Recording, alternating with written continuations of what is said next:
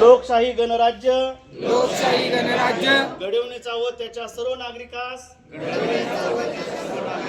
सामाजिक आर्थिक व राजनैतिक न्याय विचार अभिव्यक्ती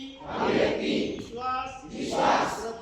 श्रद्धा व उपासना यांचे स्वातंत्र्य दर्जाची व संधीची समानता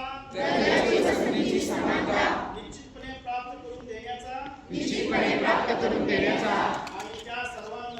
आणि त्या सर्वांमध्ये व्यक्तीची प्रतिष्ठा व राष्ट्राची एकता आणि एकात्मता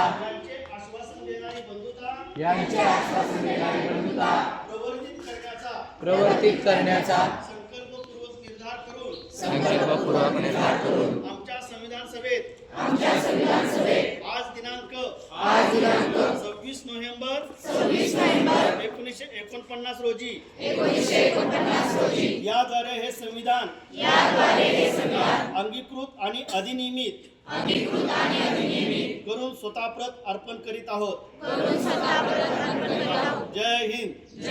भारत माता के भारतीय संविधान दिनाचा